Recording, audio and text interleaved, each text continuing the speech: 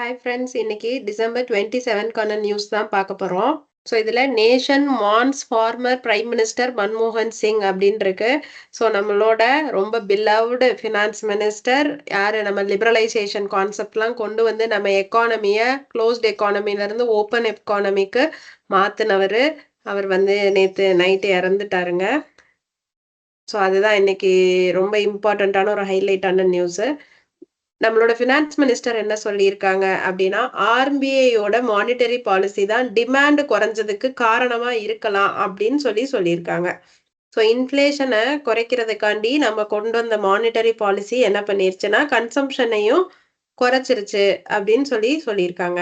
So coerced into FedEx scam man details harrowing Cambodia experience. கம்போடியால நடந்த ஒரு ரொம்ப பயமுறுத்துற ஒரு கெட்ட எக்ஸ்பீரியன்ஸை வந்து ஒருத்தவங்க ஷேர் பண்ணியிருக்காங்க. ஸோ அவங்க வந்து என்ன சொல்லியிருக்காங்க, இந்த ஸ்கேம்ல வந்து கோர்ஸ்டு அப்படின்னு சொல்லியிருக்காங்க. கோர்ஸ் அப்படின்னா கம்பல் பண்றது, த்ரெட்டன் பண்ணி கம்பல் பண்றது. So forcing someone. ஸோ இப்போ சுனாமி நடந்து 20 இயர்ஸ் ஆயிடுச்சுங்க. 2004ல வந்து வந்துச்சு சுனாமி. ஸோ அடுத்தது வந்து அன் அவாய்டபிள் ட்ராஜடி அப்படின்னு இருக்கு. ஸோ இப்போ க்ரௌடு மேனேஜ்மெண்ட்ல நம்ம இந்தியா வந்து ரொம்ப பின்தங்கி இருக்கு. நேஷனல் கிரைம் ரெக்கார்ட்ஸ்ல என்ன வந்திருக்கு அப்படின்னா, இந்த கூட்ட நெரிசல்ல சிக்கி இறக்குறவங்க தான் ஜாஸ்தியா இருக்காங்க. ஸ்டாம்பீட்ஸ்லயும் அதனால வர டெத்ஸும் இன்ஜுரிஸும் ஜாஸ்தியா இருக்கு அப்படின்னு சொல்லியிருக்காங்க. ஸோ இந்த ஆர்டிக்கலை வாசிச்சு பாருங்க.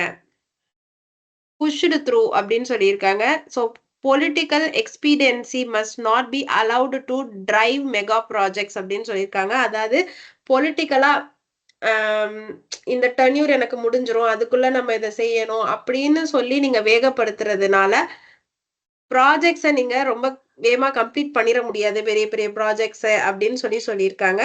ஸோ இது வேணும்னா படிச்சு பார்க்கலாங்க.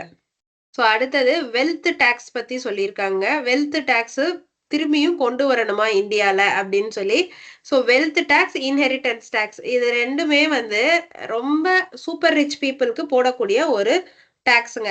இந்த டேக்ஸை திருப்பி கொண்டு வந்தா நல்லா இருக்கும்னு சொல்லி பிரெஞ்சு எக்கனாமிஸ்ட் ஒருத்தர் சொல்லியிருக்காரு, தாமஸ் பிக்கிட்டி. ஆனா நம்ம இந்தியன்ஸ் வந்து என்ன சொல்றாங்க அப்படின்னு பாத்தீங்கன்னா, அஜய் ஷான்னு ஒரு ரிசர்ச் ஃபெல்லோ, அவர் என்ன சொல்றாரு அப்படின்னா, ஸோ எஃபெக்ட் என்ன இருக்கும் நம்ம யோசிக்கணும், யோசிச்சு தான் பண்ணணும் அப்படின்னு சொல்லியிருக்காங்க. ஸோ ஒரு பர்சன் வெல்த்தி அப்படின்னு நீங்க எப்படி மெஷர் பண்ணுவீங்க இப்படின்னு சொல்லிட்டு இருக்காங்க. ஸோ இவர் நிறைய நியூக்ளியர் டீல்ஸ், எக்ஸ்டர்னல் ரிலேஷன்ஸ் இதுல எல்லாம் மன்மோகன் சிங் சார் வந்து ஒரு மேஜர் ரோல் பிளே பண்ணியிருக்காரு.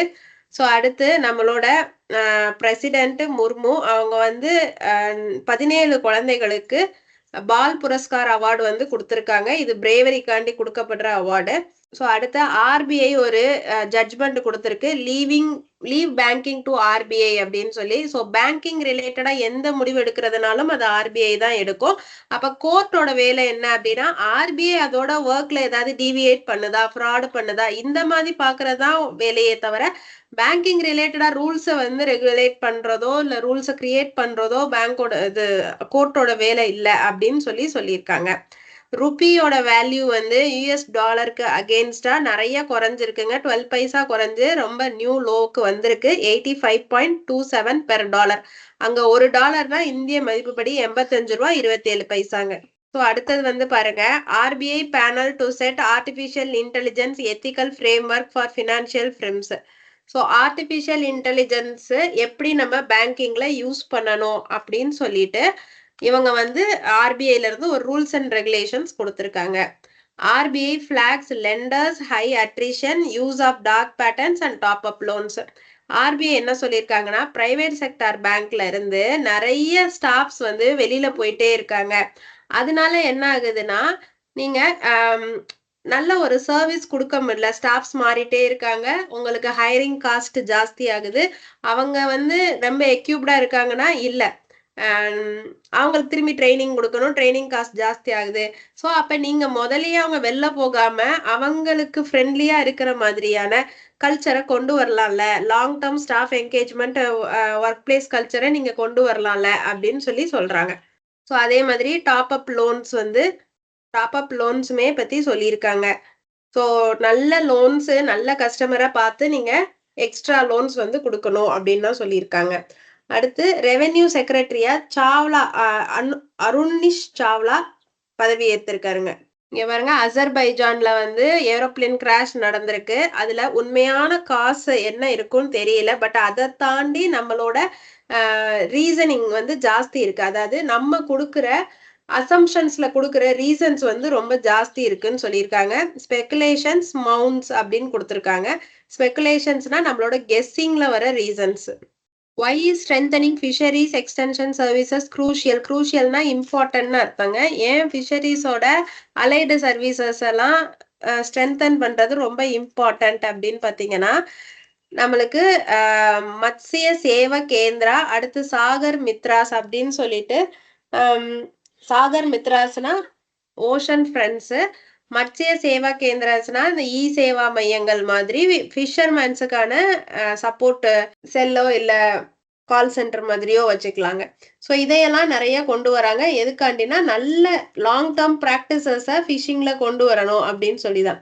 ஸோ இவங்களுக்கு என்னென்ன சப்போர்ட் தராங்க? இம்பார்ட்டன்ட் டைம்ல சப்போர்ட்டு, ட்ரெய்னிங்கு, எப்போ இந்த இன்ஃபர்மேஷன்ஸ், வெதர் ஃபோர்காஸ்ட்ஸு அதனால அவங்களோட ப்ரொடக்டிவிட்டியும், இந்த தொழில அவங்க திரும்பியும் ரொம்ப நாள் செய்றதுக்கான சஸ்டெய்னபிலிட்டியும் குடுக்கப்படுது. ஸோ இந்த அம் ஆர்டிக்கல வாசிச்சு பாருங்க.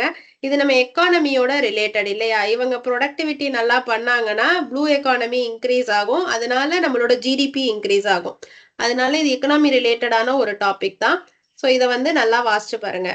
ஸோ இன்னையோட வேர்ட் வந்து எபூலியன்ட். எபூலியன்ட் அப்படின்னா சியர்ஃபுல்.